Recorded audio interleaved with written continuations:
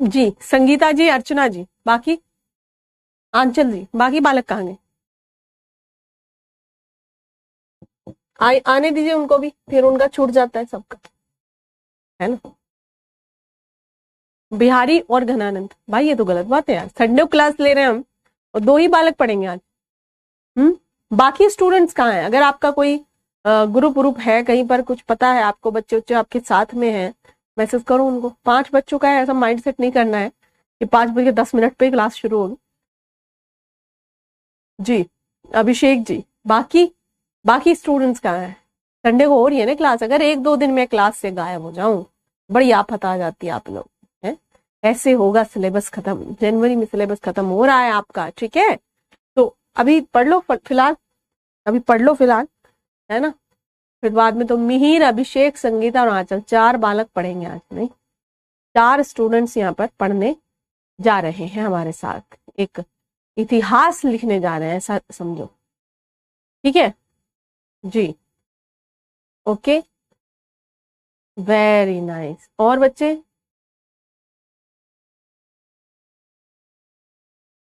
कल बताया था मैंने,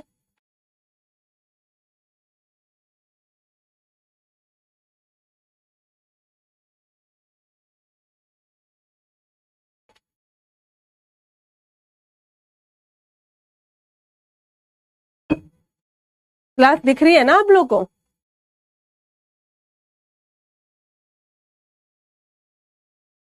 क्लास तो दिख रही होगी ना, कि ना?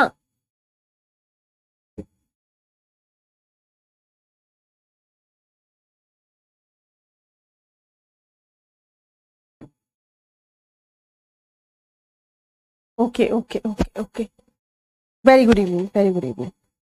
लेकिन इसमें सबसे पहला देखो, अगर हमें सवाल कुछ इस तरीके से आ जाता है कि भाई बिहारी महाराज जो हैं उन्होंने कभी भी समाज के लिए यानी सामाजिक चेतना पर कोई प्रकाश नहीं डाला, तो ये चीज सरासर गलत है, ऐसा नहीं, ठीक है ना। तो हम ये कह सकते पूर्णतः कि पूरा समाज के ही लिए लिख दिया उन्होंने, और ना हम ये कह सकते कि कुछ भी उन्होंने समाज हेतु नहीं लिखा है, ठीक है। तो दोनों ही बातें हैं, यहाँ पर। ओके, चलिए लिखे इसमें यहां पर कि बिहारी अपनी काव्य में सामाजिक चेतना का प्रवाह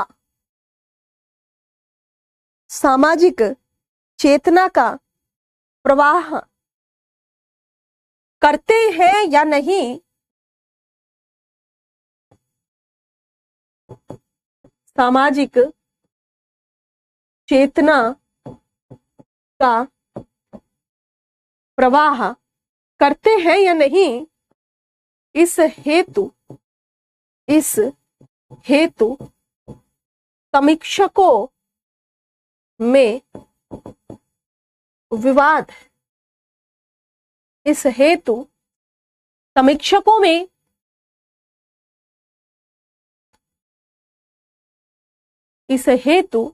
समीक्षकों में विवाद है।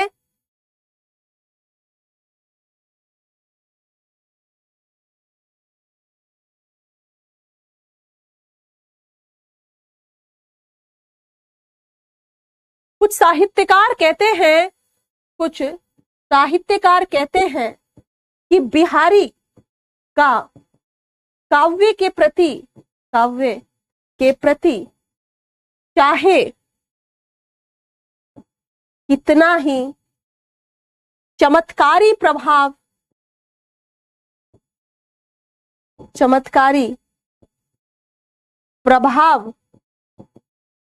क्यों ना हो, चाहे कितना चमत्कारी प्रभाव क्यों ना हो, उन्होंने सामाजिक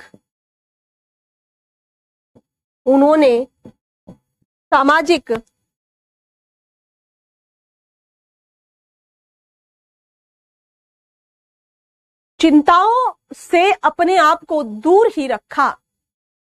उन्होंने सामाजिक चिंताओं से अपने आप को दूर ही रखा।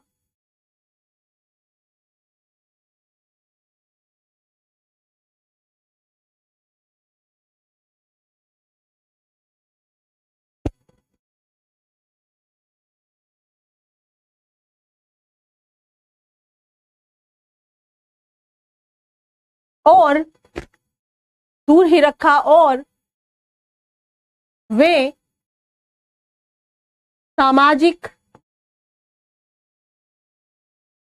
और वे सामाजिक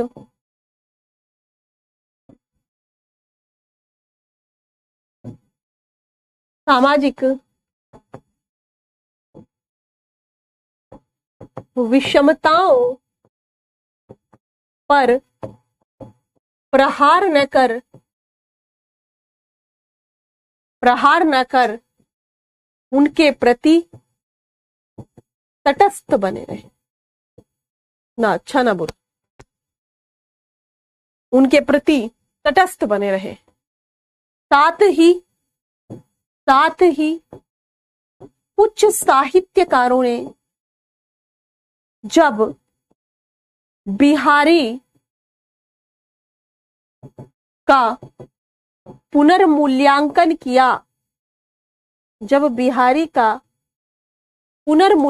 किया, तो पाया कि बिहारी ने अपने काव्य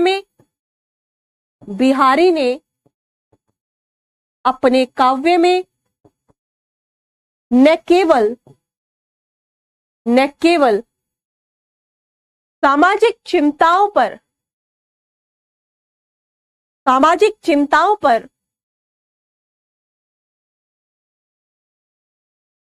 दृष्टि की है, सामाजिक चिंताओं पर दृष्टि की है। नितिन, ये आपका जनवरी में हो जाएगा, लास्ट डे ऑफ जनवरी। अपने काव्य में न केवल सामाजिक, क्या बोला था, की है, अपितु उन विषमताओं पर गहरी चोट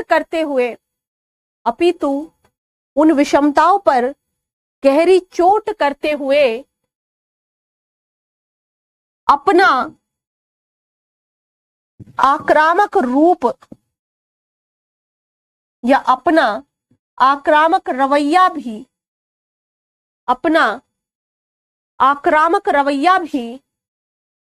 दर्शाया है। अपना आक्रामक रवैया भी दर्शाया है। लिखें आगे कि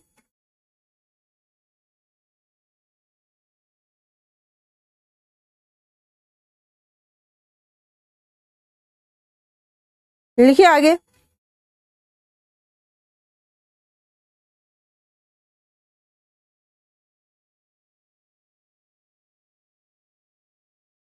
नेक्स्ट,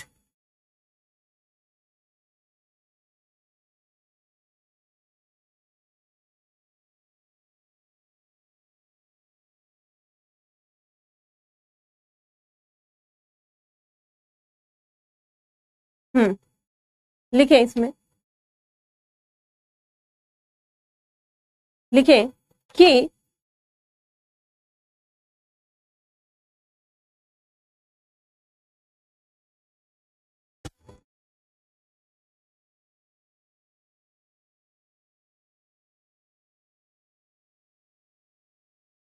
बिहारी, पैराग्राफ या लाइन बदल के, बिहारी क्योंकि एक दरबारी कवि थे, बिहारी क्योंकि एक दरबारी कवि थे,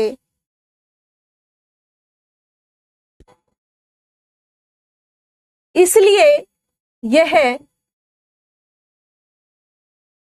अत्यंत स्वाभाविक था कि वे अपने शासक की प्रशंसा अतिशयोक्ति, वे अपने शासक की प्रशंसा अतिशयोक्ति तरीके से करें, अतिशयोक्ति तरीके से करें एवं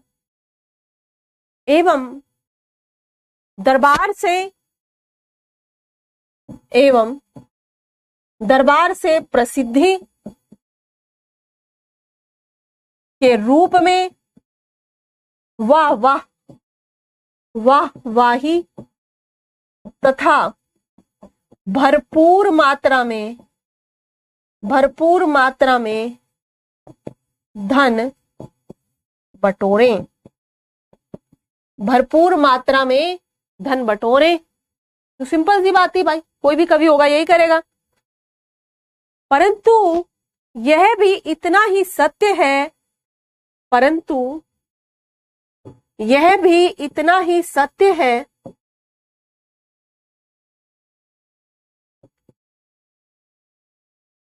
कि भले ही बिहारी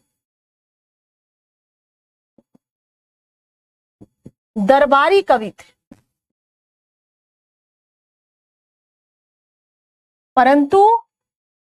परंतु उन्होंने अपनी लेखनी को किसी भी राजा के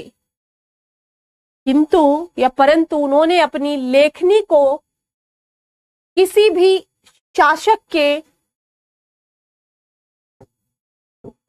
परंतु उन्होंने अपनी लेखनी को किसी भी शासक के अधीन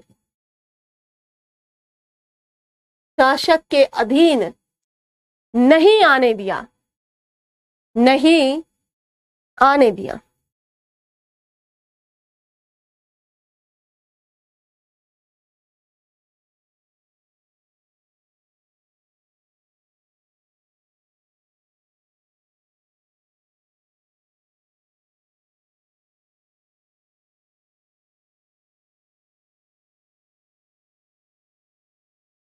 और ना ही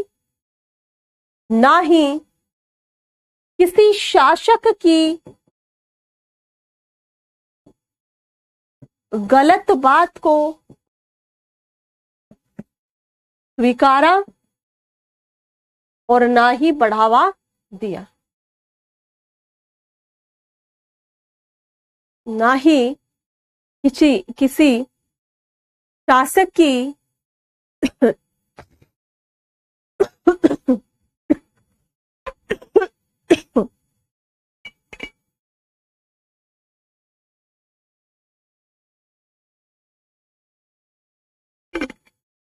गलत बात को स्वीकारा और ना ही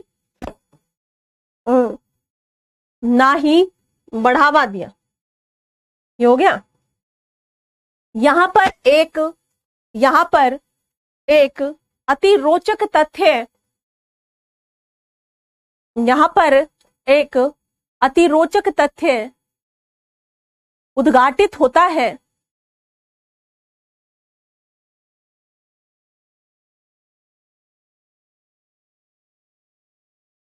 रोचक तथ्य उद्घाटित होता है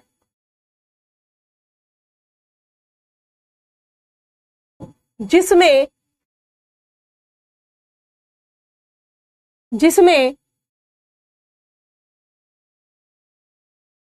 राजा जयसिंह एक किशोरी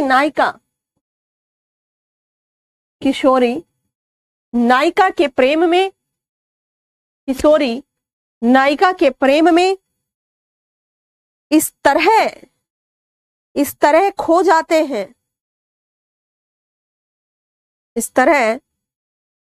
जाते हैं, कि उन्हें अपनी प्रजा के प्रति दायित्व, प्रजा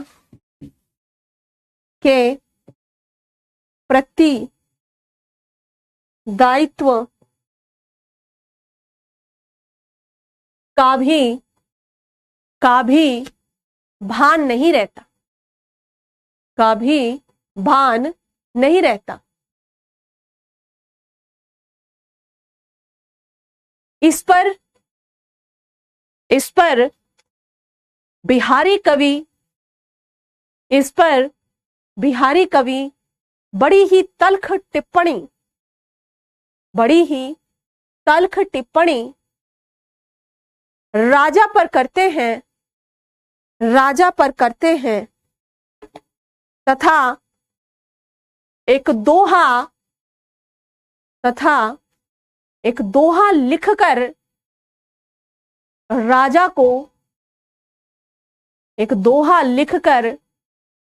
को उनके दायित्वों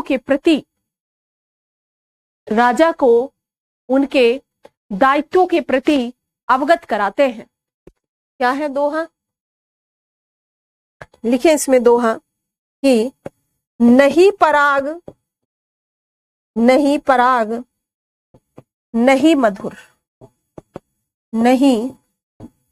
मधुर मधु नहीं विकास इहि काल।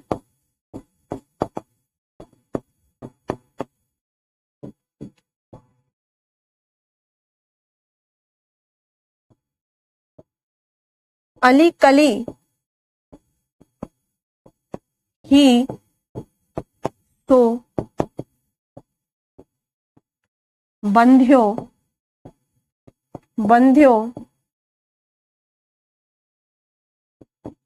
आगे कौन हवाल। यानी ये कहते हैं नहीं पराग पता है आपको? पराग कण, आपने फूल देखा है, फूल के ऊपर पराग कण होते हैं। नहीं पराग नहीं मधुर मधु, ना ही तो पराग है, ना ही मीठा शहद है, नहीं विकास ई काल, ना ही अभी किसी भी तरीके से फूलों आदि का कोई विकास नहीं हो रहा है। अली कली ही सो बंध्यो आगे कौन हवाल।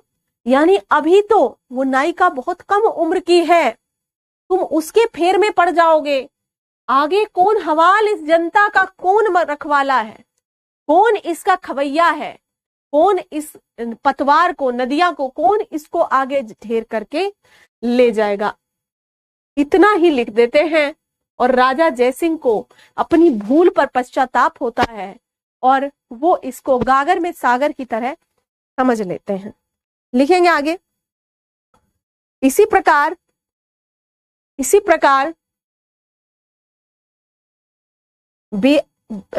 प्रकार बिहारी को राजा जयसिंह की, इसी प्रकार बिहारी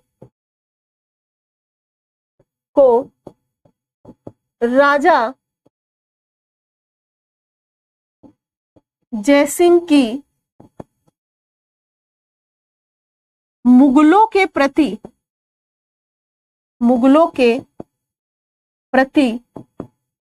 नीति, इसी प्रकार राजा जयसिंह को मुगलों के प्रति नीति में भी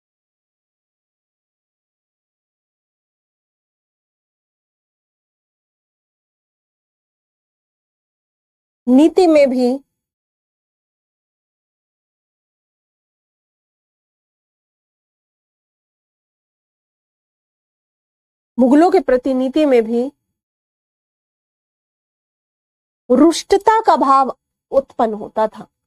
रुष्टता का भाव उत्पन्न होता था क्योंकि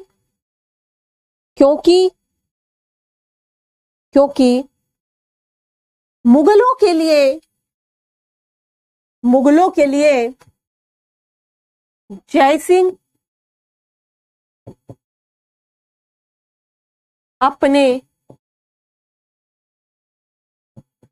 आस पड़ोस के राजाओं को रोंदता था, रोंदता था। राज्य हड़प के लिए, राज्य हड़प के लिए बिहारी को, राज्य हड़प के लिए बिहारी को जयसिंह की यह नीति, राज्य हड़प के लिए बिहारी को जयसिंह की यह नीति अनैतिक लगती थी, अनैतिक लगती थी। साथ ही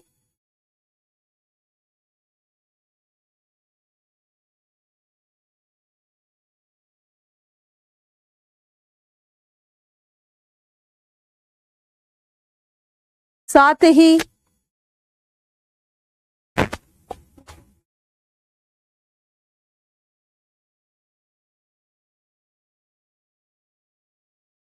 अपने ही आसपास के राजाओं को, अपने साथ ही अपने ही आसपास के राजाओं को के प्रति दुष्टता का भाव बिहारी को विश्वासघात लगता था। अपने ही आसपास के राजाओं के प्रति दुष्टता बिहारी को विश्वासघात लगता था। पैराग्राफ चेंज करेंगे। बिहारी की सामाजिक चेतना पर, बिहारी की सामाजिक चेतना पर धार्मिक, सामाजिक और पारिवारिक, धार्मिक, सामाजिक और पारिवारिक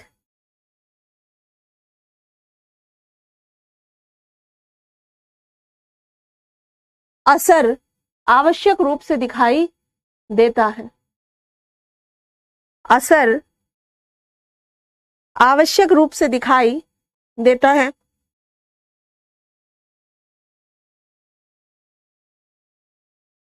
जैसे जैसे उन्होंने सामाजिक कुरीतियों पर प्रहार किया, जैसे उन्होंने सामाजिक कुरीतियों पर प्रहार किया तथा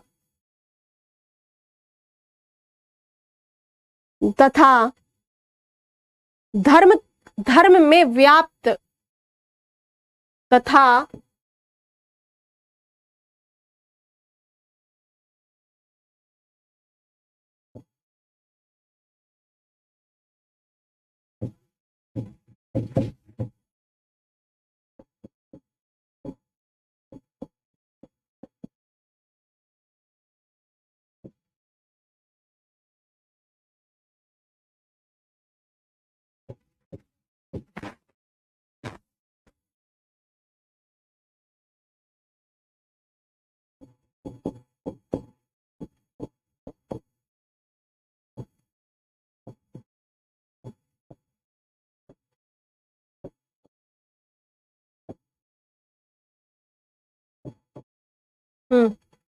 लिखे इसमें सामाजिक कुरीतियों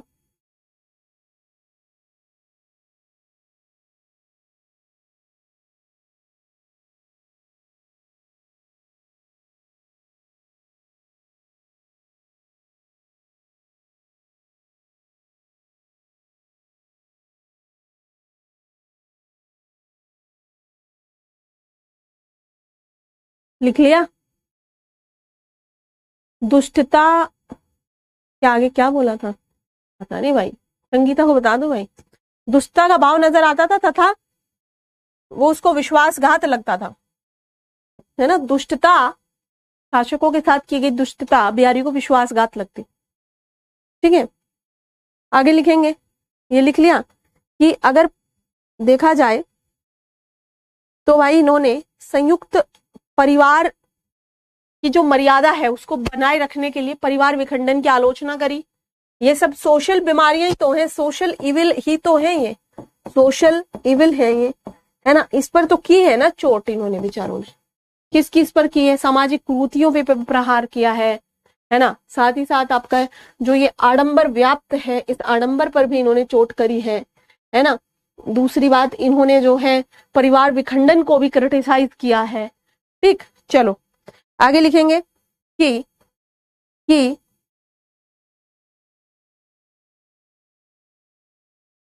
यहां तक कि बिहारी महिलाओं के, यहां तक कि बिहारी महिलाओं के विषय में, महिलाओं के विषय में ये कहते हैं कि एक महिला घर में जब अपने देवर के साथ रहती है, एक महिला जब अपने देवर के साथ रहती है तो उसका देवर उसे कुदृष्टि से देखता है, उसका देवर उसे कुदृष्टि से देखता है।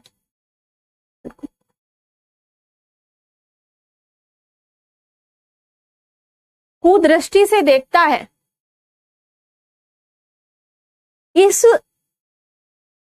इसकी निंदा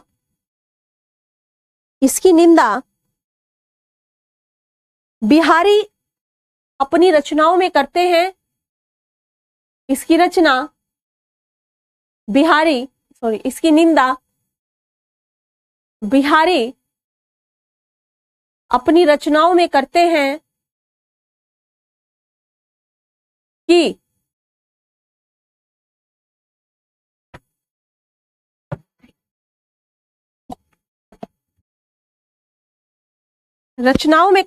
कि एक महिला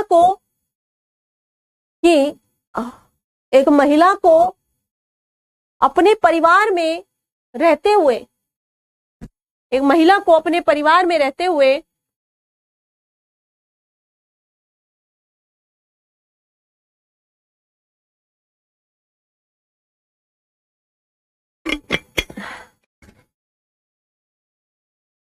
कितने कष्ट और तनाव झेलने पड़ते हैं, कितने कष्ट और तनाव झेलने पड़ते हैं, है ना। ऐसे होता है ना, जैसे मान लिया किसी का पति डेथ कर गया हो, है ना, तो अब उसको पब्लिक प्रॉपर्टी समझते हैं जनता का तो काम है यही, पब्लिक प्रॉपर्टी समझने लगते हैं, समझ रहे हैं। तो उसमें क्या होता है, सामने वाला उसको चेक करेगा, टेस्टिंग करेगा, देखे क्या रेस्पोंड करती है, समझ रहे हैं आप। आज जब हमने बताया था कि भाई संडे को क्लास होगी तो आप आए क्यों नहीं, आधे बच्चे, क्या दिक्कत है, संडे कोई काम रहता है विशेष। कितने अभी हमारे साथ आए, एक बार यस करके मुझे बताना। मतलब ऐसे तो क्लास में मजा भी नहीं आता, है ना, समझ रहे हैं बात को। हाँ जी, बताओ यहां पर मुझे कि जब कहा गया था आपको कि क्लास होगी तो आप क्यों नहीं आए उस तरीके से, बताएं एक बार जी। लिखिए आगे कि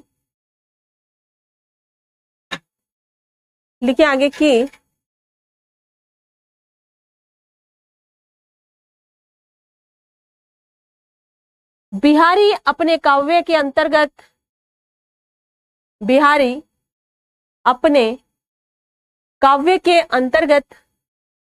धार्मिक सामाजिक पारिवारिक के बाद धार्मिक सामाजिक पारिवारिक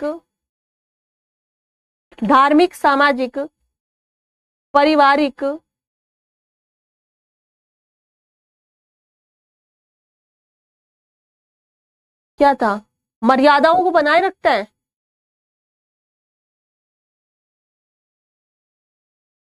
या संदर्भों पर नजर रखता है, संदर्भों पर नजर रखता है। ठीक है, चलो आगे लिखें कि बिहारी बिहारी के काव्य में अंधविश्वासों, बिहारी के काव्य में अंधविश्वासों एवं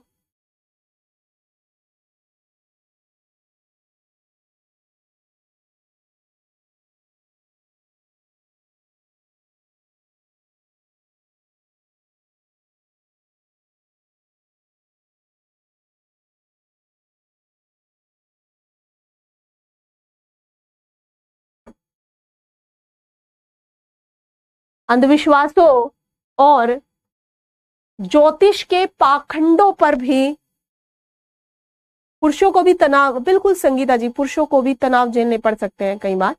ठीक है, पुरुषों को भी तनाव झेलने पड़ सकते हैं, बट कबीर जी ने यहाँ पर महिलाओं के तनाव के बारे में लिखा।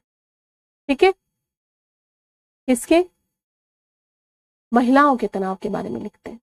ठीक है, चलिए, ज्योतिष के पाखंडों पर भी निशाना साधा है। हम ये किस में लिखेंगे? जब सामाजिक चेतना के बारे में आरोप आएगा उसमें लिखेंगे, पर भी निशाना साधा है। आगे लिखें कि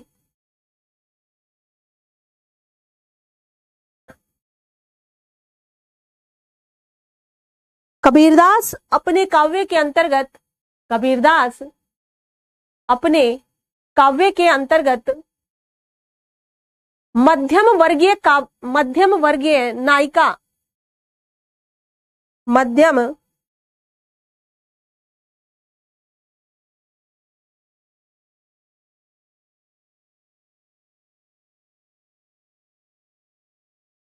वर्गीय नायिका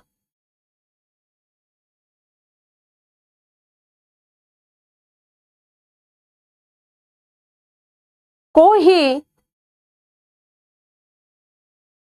ही निशाना, मतलब मध्यम वर्गीय नायिका का ही वर्णन करते हैं, मध्यम वर्गीय नायिका का ही वर्णन करते हैं। यानी ऐसा नहीं है कि राजसी उसको ले ले, जैसे जो यहां पर ये है कहत, ये वाला दोहा लिख लेंगे आप, कहत नटत, है ना, रीजत लजत खिजियात सब लिख लेंगे। लिखे इसमें कहत नटत रीझत खीजत, है ना, यानी वो कह रही है, आंखों से इशारा कर रहा है वो मिलने का, मिलने का।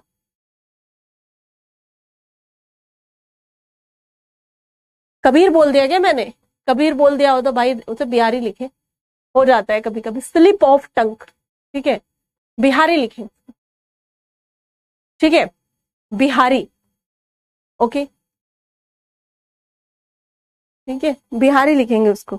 भाई रात भर से जगी हूं मैं, है ना, परसों सोई थी, रात नहीं सो पाई। मेरी यहाँ पे एक, मतलब मेरी रिलेटिव है, वो गिर गई तो उनके शोल्डर ये हो गया फ्रैक्चर, काफी क्लोज है मुझसे, तो रात भर उसमें जो है, अब उसमें प्लास्टर नहीं लग सकता, आपको पता होगा, शोल्डर में तो सर्जरी होती है, दर्द इतना उनको रात भर, तो मैं जगी हुई थी उनके लिए, जैसे बाथरूम वगैरह लेके जाना पड़ता है या अन्य कोई सुख सुविधा के लिए।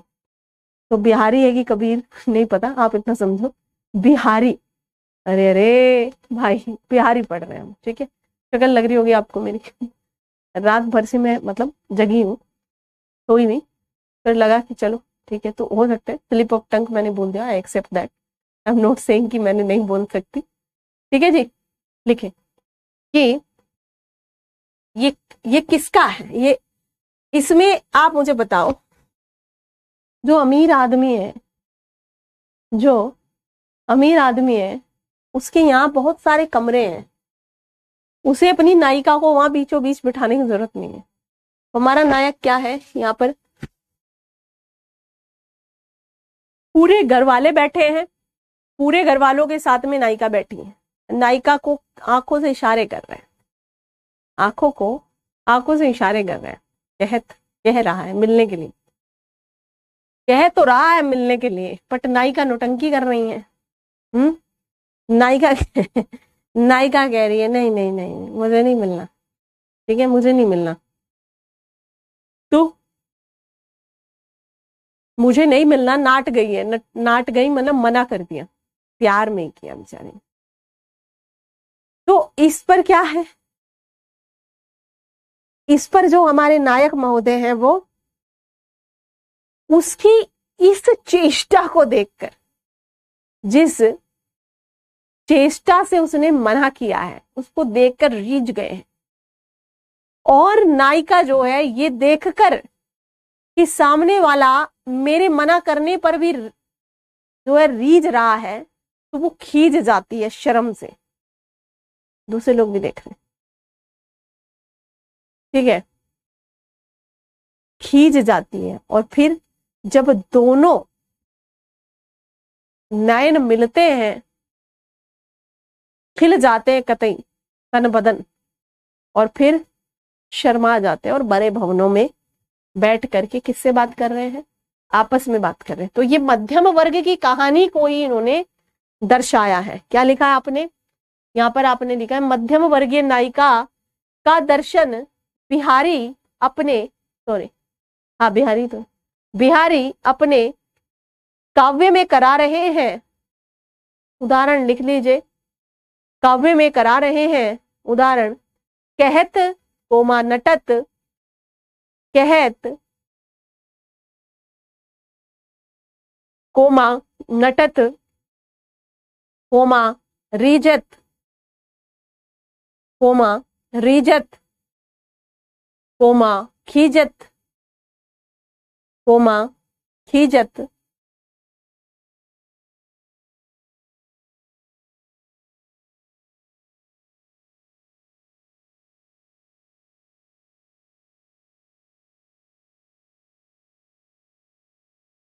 कोमा मिलत, कोमा खिलत, कोमा लजियात, लजियात, कोमा भरे भवन में, भरे भवन में करत है, भरे भवन में करत है नैननु, नैननु ही सो बात, नैनो से ही बात कर रहे, नैननु ही सो बात।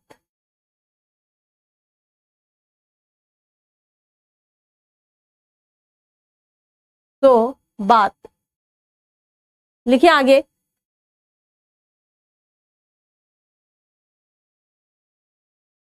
उपरोक्त विवरण से यह स्पष्ट है, उपरोक्त विवरण से यह स्पष्ट है कि बिहारी के काव्य में, कि बिहारी के काव्य में लोक चेतना का निर्वाह भी होता है। बिहारी के काव्य में लोक चेतना का प्रवाह भी होता है।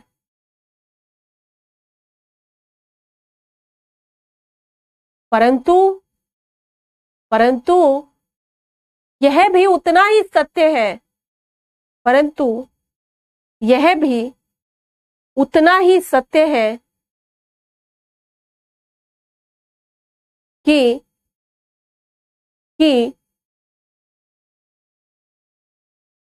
ऐसे प्रसंगों की संख्या, ऐसे प्रसंगों की संख्या बहुत कम है।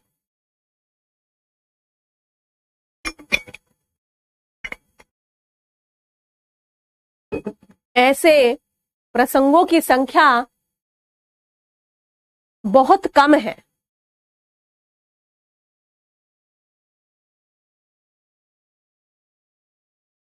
अतः यह कहा जा सकता है, अतः यह कहा जा सकता है कि बिहारी का काव्य, कि बिहारी का काव्य सामाजिक चेतना से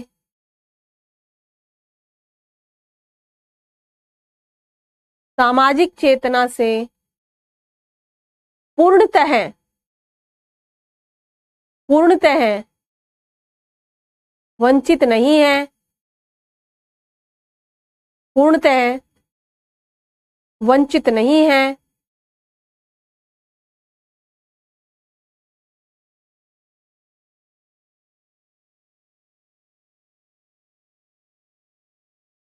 और यदि उस समय की पृष्ठभूमि को देखा जाए, और यदि उस समय की पृष्ठभूमि को देखा जाए तो उस समय की पृष्ठभूमि तो ज्ञात होता है कि सामाजिक चेतना को दृष्टिगत करना, तो कि सामाजिक चेतना को काव्य में दृष्टिगत करना दरबारी काव्य में दृष्टिगत कर काव्य में दृष्टिगत करना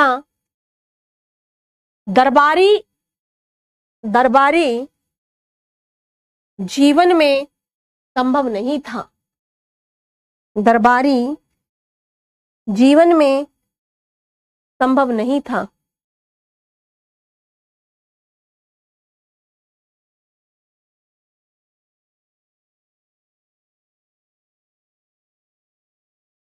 फिर भी बिहारी ने तमाम प्रकार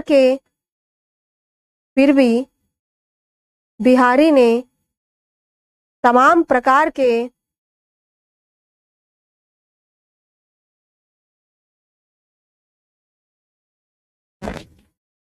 दबावों को झेलते हुए जहां कहीं मौका पाया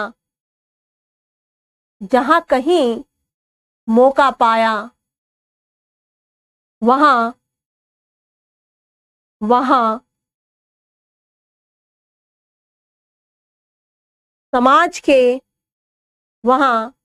समाज की कमियों पर चोट की है। वहां समाज की कमियों पर चोट की है।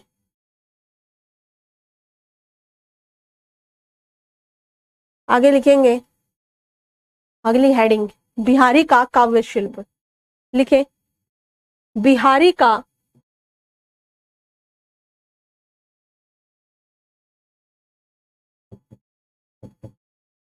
काव्य शिल्प। लिखे कि बिहारी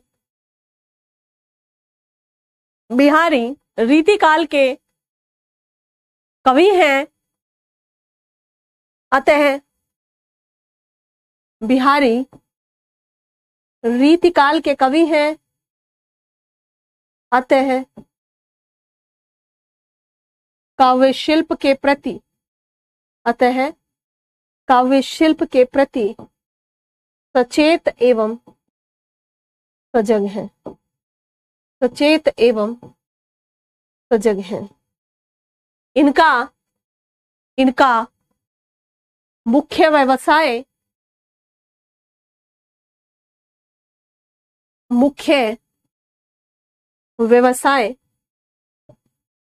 काव्य के प्रति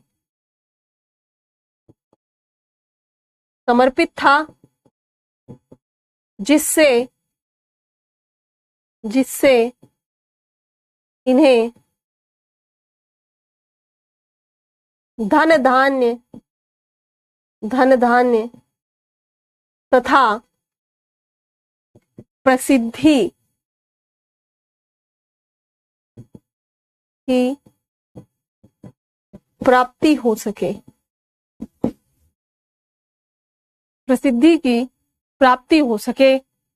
अतः इन्होंने अपने काव्य में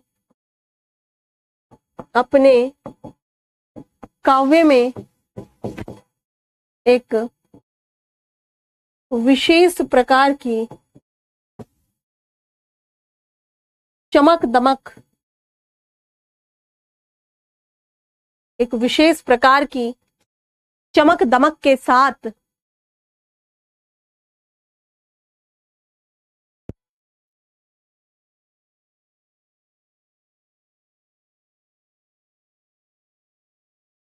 हम क्या है, ज्यादा नहीं लेंगे, ठीक है, सवा डेढ़ घंटे संगीता, सवा घंटे तक ये लिखे इसमें चमक दमक के साथ काव्य रचना की है। ठीक है, लिखे आगे कि हालांकि रीतिकाल के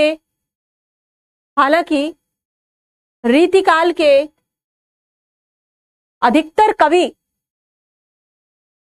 हालांकि रीतिकाल के अधिकतर कवि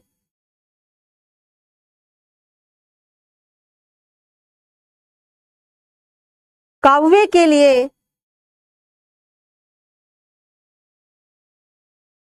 के लिए सजावट में लगे थे।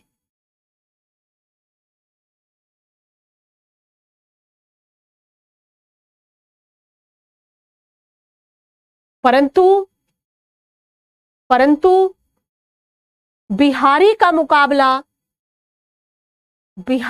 मुकाबला कोई नहीं कर पाता,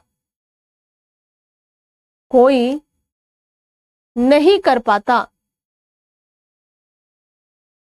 आगे लिखेंगे, पहला हेडिंग डालेंगे भाषा, पहला हेडिंग डालेंगे भाषा,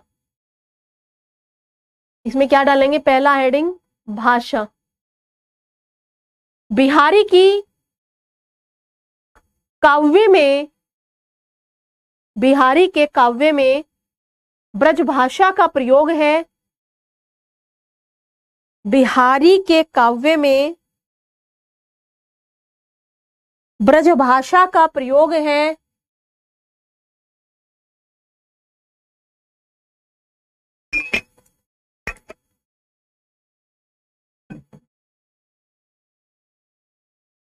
परंतु यह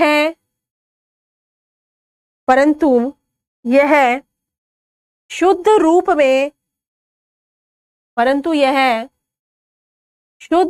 में, इसमें शामिल नहीं है, शुद्ध रूप में इसमें शामिल नहीं है।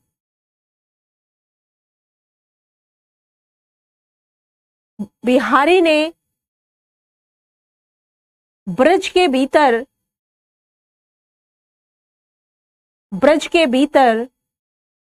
पूर्वी भाषा और बुंदेलखंडी भाषा का प्रयोग भी किया है। पूर्वी भाषा और मतलब ईस्टर्न जो भाषा है और बुंदेलखंडी भाषा का भी प्रयोग किया है। चलिए नेक्स्ट बात पर आते हैं, आगे लिखेंगे दूसरा हेडिंग डालेंगे बिंब योजना।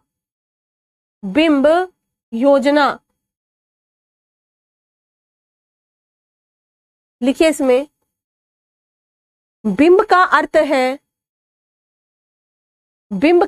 है मन में, पाठक के मन में चित्र बना देना, पाठक के मन में चित्र बना देना एवं इस प्रकार से छवियों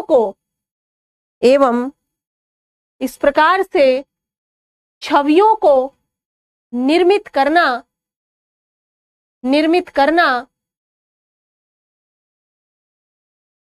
ताकि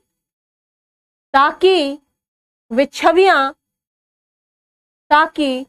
छवियां पाठक की किसी एक इंद्री तक सीमित ना रह जाएं,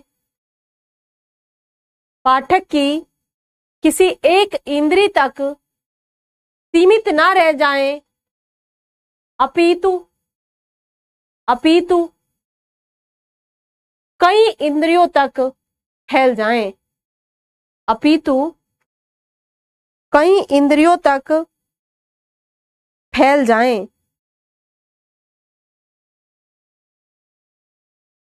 चलो आगे लिखो।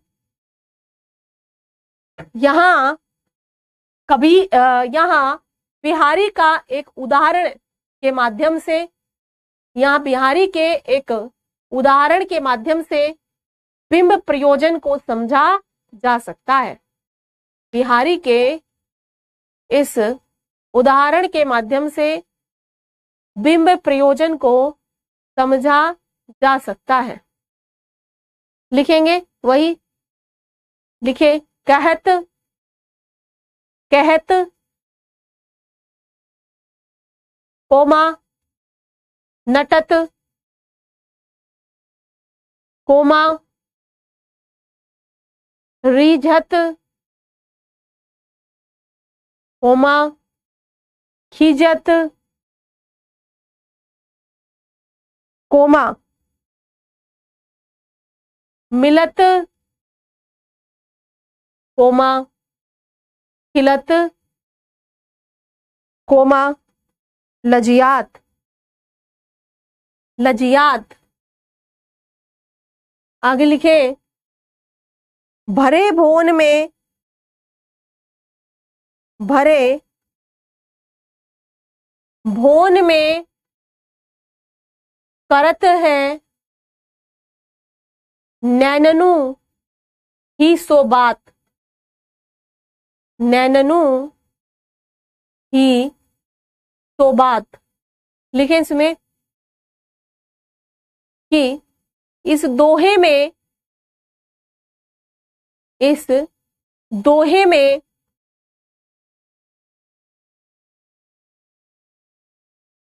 इस दोहे में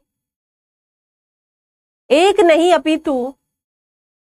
नहीं अपितु कई चित्रों का प्रवाह हो जाता है, कई चित्रों का प्रवाह हो जाता है।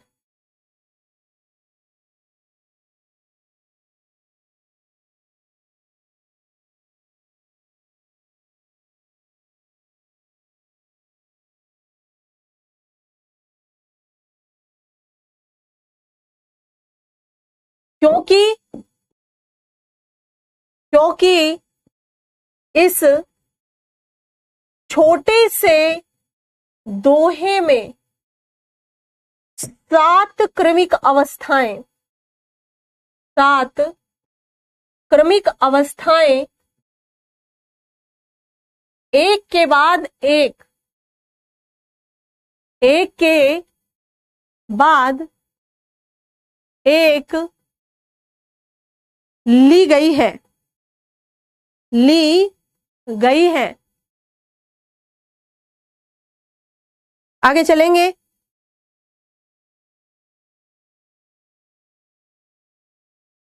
कि बिहारी अपने दोहों में बिंबों की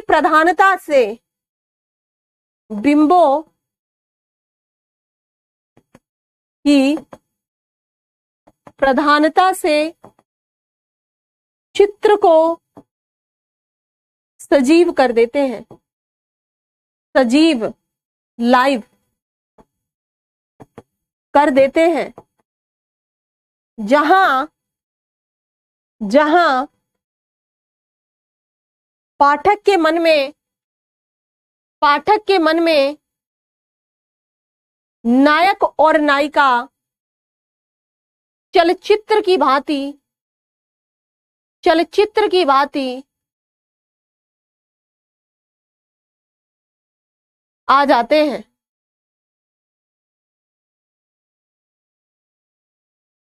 चलचित्र की भांति आ जाते हैं। साथ ही बिहारी ने अपनी कविताओं में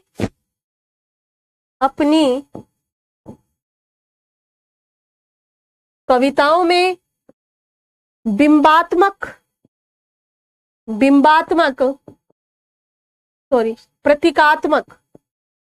प्रतीकात्मक स्वरूपों को भी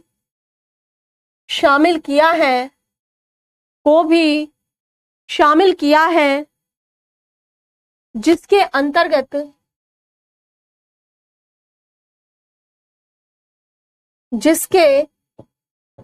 अंतर्गत कभी कभी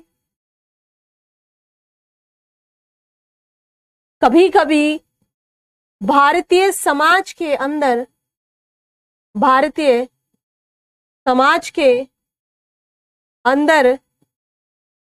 एक महिला को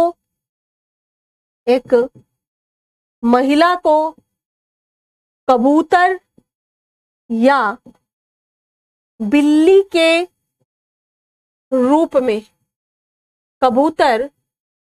या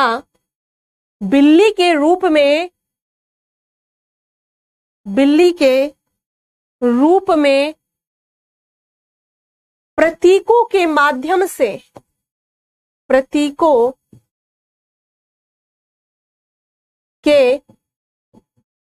माध्यम से दर्शाया है। प्रतीकों के माध्यम से दर्शाया है। आगे लिखें।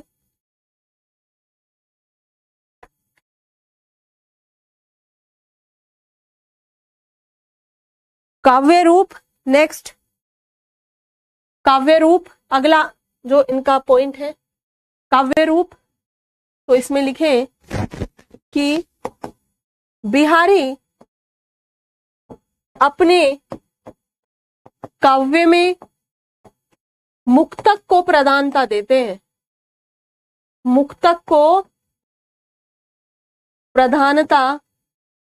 देते हैं। बिहारी अपने काव्य में मुक्तक को प्रधानता देते हैं। वैसे भी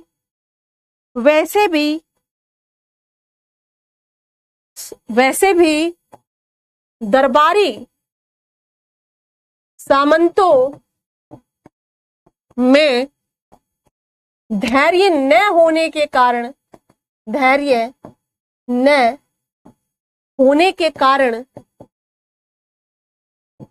वे प्रबंध काव्य को स्वीकार न कर पाते।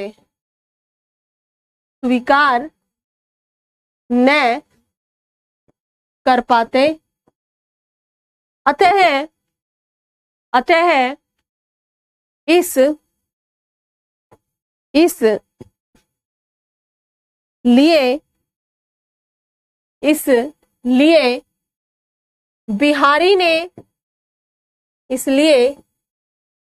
बिहारी ने काव्य के उच्चतम स्वरूप पर जाकर मुक्तक में अपनी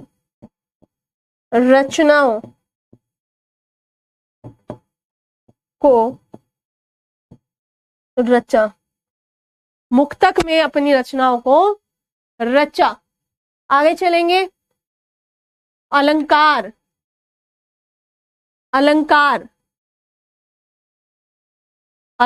योजना।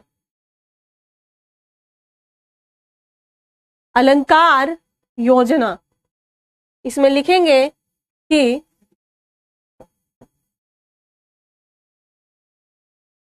अलंकार योजना, इसमें लिखेंगे कि बिहारी अपने काव्य में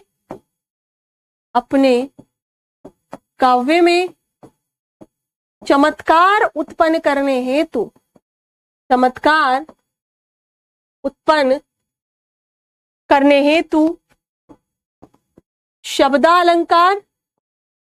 शब्दालंकार एवं अर्था अलंकार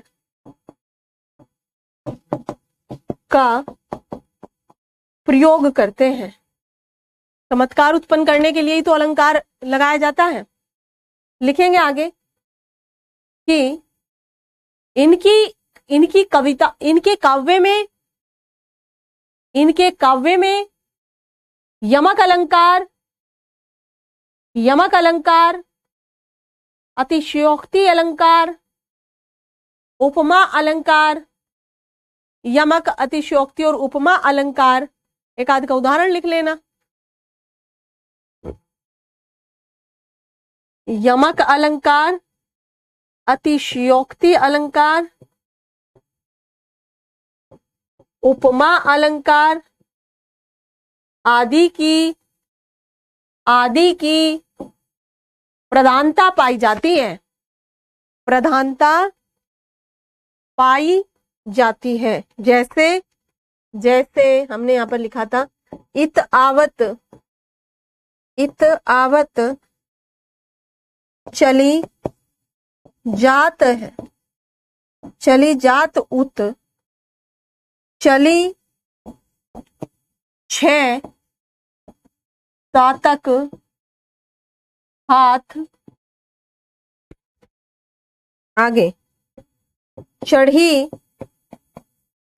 हिंडोरे,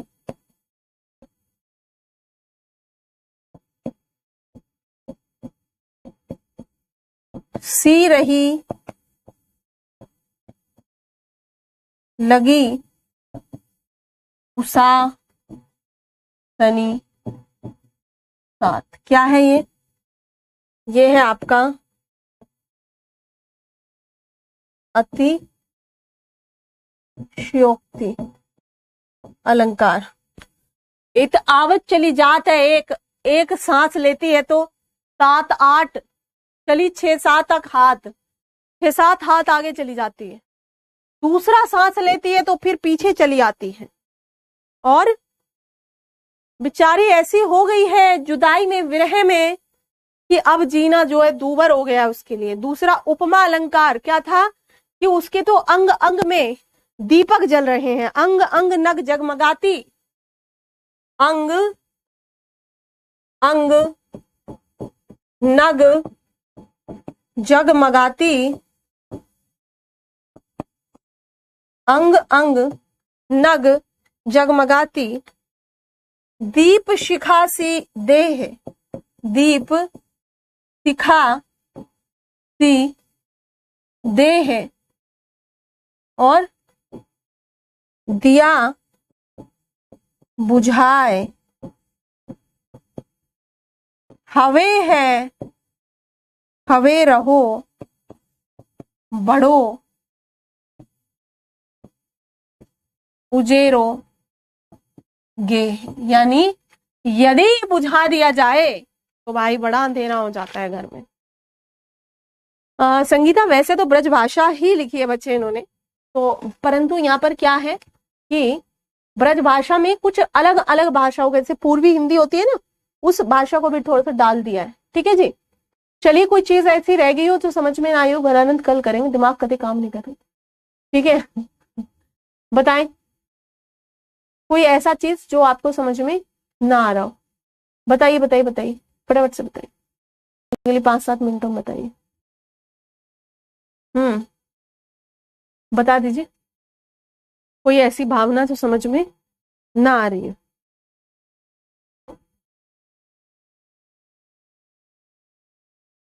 बताइए फटाफट से, कोई चीज अगर समझ में नहीं आ रही हो। बाकी कल घनानंद से करेंगे कंटिन्यू, है ना। बताओ भाई एक मिनट, यहां तक की बातों में कोई दिक्कत? हमने 2-3 चीजें कर लिया आज, सामाजिक वाला कर लिया, काव्य कर लिया बिहारी का। ठीक है।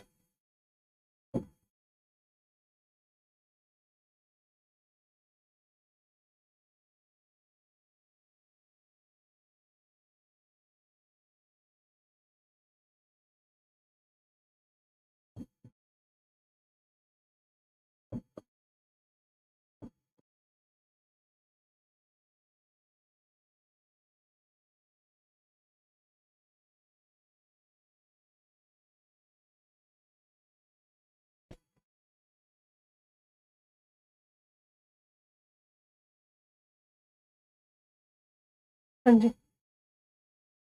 इसके कौन से, इसमें यहाँ पर मैंने बताया ना उपमा अलंकार है, उपमा अलंकार। ठीक है संगीता मिहिर, उसमें क्या है, उपमा अलंकार है, क्योंकि वहां पर क्या किया जा रहा है, उपमा यानी उपमेय की उपमान से समानता को प्रस्तुत किया जा रहा है। कैसी लग रही है वो, उसकी देह कैसी है, दीप शिखा सी है उसकी देह, नायिका की।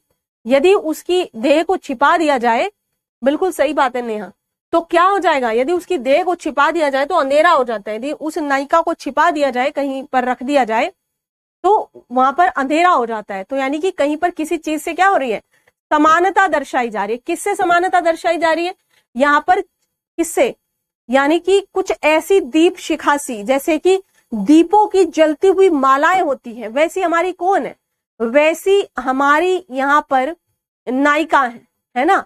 तो इस तरीके से यमक का अलंकार का क्या हो सकता है, वो भी तो इन्होंने लिखा है, कनक कनक ते सो गुनी मादकता अधिकाय। वो सुना है आपने, कनक कनक ते सो गुनी मादकता अधिकाय, किसने सुना, वो तो यमक अलंकार में खूब रटा भी होगा। लिखो, अच्छा कोई एक बच्चा मुझे यहाँ पर लिख करके दिखाओ उसका यमक अलंकार का उदाहरण, बिहारी बिहारी का ही है वो, बताइए उसे। कनक कनक, यहाँ एक कनक का अर्थ सोना है, सब रटे हो, जहां पर शब्दों का क्या हो, शब्दों, दो शब्द हो अर्थ अलग हो, ऐसा ऐसा सा है ना। बताइए फटाफट से मुझे कि बिहारी ने जो लिखा था वो यही था, आप मुझे बताइए कि उसका अर्थ क्या हो जाता है, उसका अर्थ क्या हो जाता है, बताइए फटाफट से एक बार जी। हाँ यही याद है नेहा, यही है इसका, ठीक है, अच्छे बच्चों के जैसे यही वाला याद करना है इसका, बताना जरा। हाँ बताइए, किसी के याद नहीं है, नहीं नहीं लिखना पड़ेगा ऐसे थोड़ा, मिहिर लिखना पड़ेगा। हम्म, नहीं नहीं लिख के दिखाओ भाई, ऐसे थोड़ा बात बनेगी।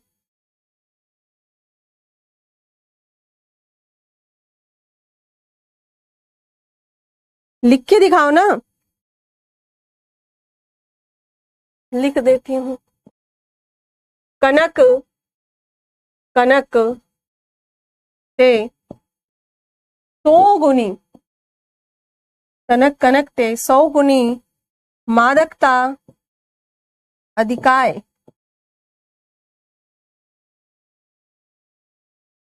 खाए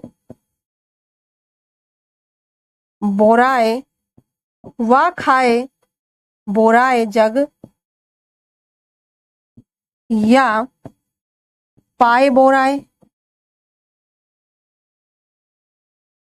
एक का क्या मतलब है, एक कनक का मतलब है सोना यानी गोल्ड, सोना, और एक का क्या मतलब है, धतूरा। क्या कह रहा है, कनक कनक ते 100 गुनी मादकता अधिकाय, यानी कि इनके अंदर दोनों ही, जो यहाँ पर दोनों ही चीजें हैं, सोना हो या धतूरा, भाई मतलब बहुत ज्यादा उन्माद होता है।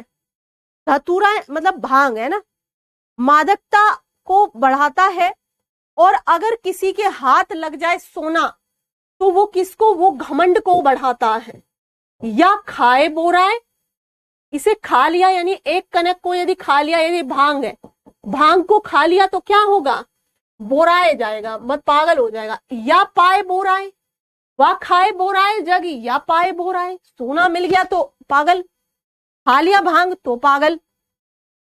समझ गए, ये यमक है, इन्हीं ने, इन्होंने ही जो है इसको, इसी में इन्हीं को ले सकते हैं। ठीक है जी, ये आई चीज समझ में, दिमाग में, एक बार बताएंगे कि यहाँ तक की चीजों में कोई दिक्कत यदि रह गई हो तो फिर हम बता सकते हैं। जी बताएं, यहाँ तक की बातों में यदि कोई बात समझ में ना आई हो तो बताऊं।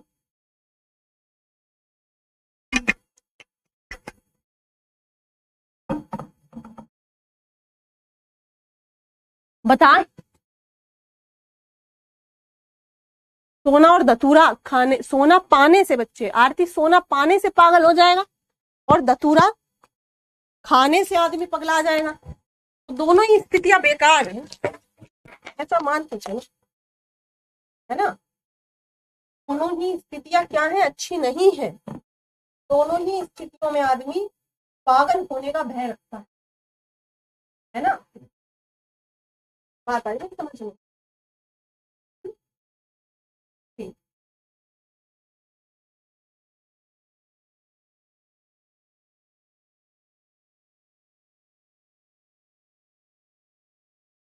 क्लियर। चलिए मिलते हैं कल 1 बजे। Thank you.